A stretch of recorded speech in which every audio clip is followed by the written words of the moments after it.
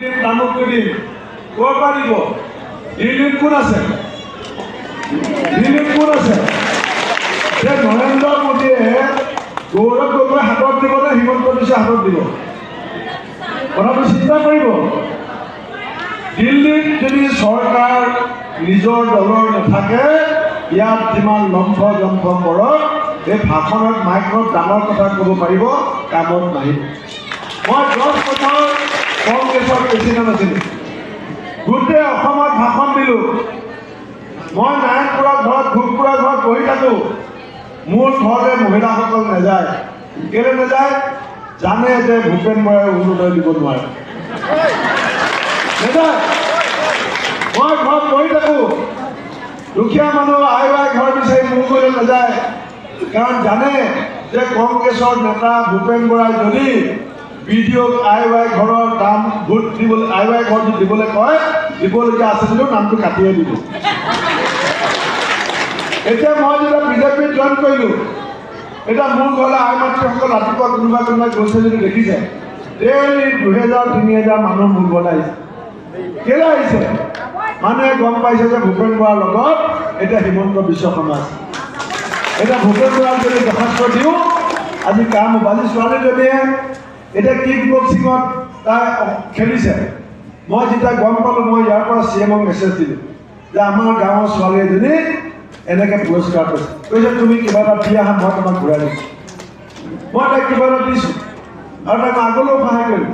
কেলৈ? মোৰ এতিয়া হাতখন শক্তিশালী হৈছে, কাৰণ মোৰ পিঠিত মুখ্যমন্ত্ৰী হাতটো আছে। আগতেও মই আছিলোঁ 10 বছৰ, আগতেও মই 10 বছৰ ভোগপুৰত থাকোঁ। আপোনালোকেতো মোক বেয়াটো নাপায়, কিন্তু মোৰ গুৰিত হাত পাতিবলৈ নাযায়।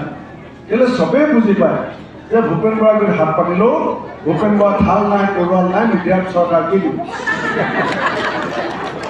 সঁচা কথাটো কৈছোঁ। এইটোতো এনেকুৱা নহয় যে মোৰ প্ৰতি কাৰোবাৰ কাজিয়া আছিলে, কিন্তু ৰাইজে বুজি পায়। কিন্তু আজি এটা কংগ্ৰেছে ইস্তাহাৰ দিছে। আজি কংগ্ৰেছে কৈছে ইমান হাজাৰ মানুহক মাটি পট্টা দিম। গৌৰৱ গগৈয়ে কৈছে বাপে 15 বছৰ মুখ্যমন্ত্ৰী আছে, কিমান হেজাৰ দিলে? মই আছিলোঁ কংগ্ৰেছত। পিতেকে কৈছে ইমান মানুহক মাটি পট্টা দিম।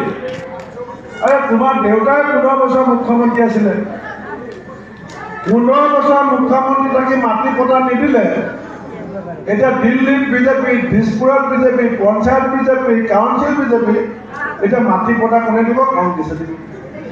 আপুনি কথাটো চিন্তা কৰিব।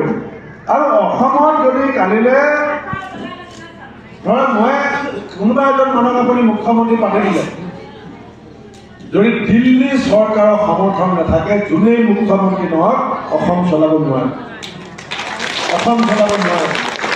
সেইটো মিছা কথা কৈ লাভ নাই। আজি হিমন্ত বিশ্ব শৰ্মা যে ইমান পাৱাৰফুল, যি লাগে যে তাকে আনিব পাৰে, যি লাগে যে মানুহে তাকে দিব পাৰে।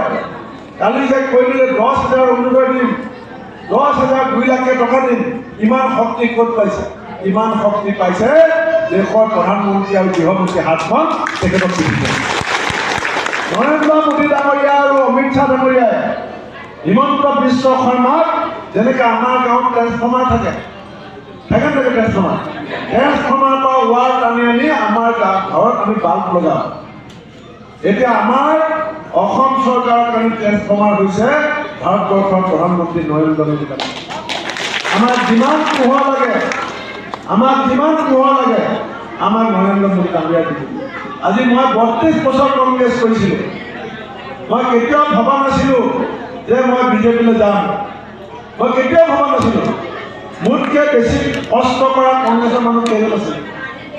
মই দিনে নিশাই কংগ্ৰেছ কৰিছিলোঁ, কিন্তু এতিয়া মই যেতিয়া কংগ্ৰেছত যোগদান কৰিলোঁ, আজিও মোক ইয়াত আহি থাকোঁতে বাইদেউ কেইজনমানে কৈছে যে ছাৰ আপুনি বিজেপিলৈ অহাৰ কাৰণে ভাল হ'ল। কেলৈ কৈছে? গম পাইছে যে ভূপেন বৰাই যদি ক্ষমতা পায়, ভূপেন বৰা যদি চৰকাৰত থাকে, আমাৰ দুখীয়া মানুহৰ সহায় আৰু সুবিধা হ'ব। সেইকাৰণে মই বৰ দীঘলকৈ নকওঁ।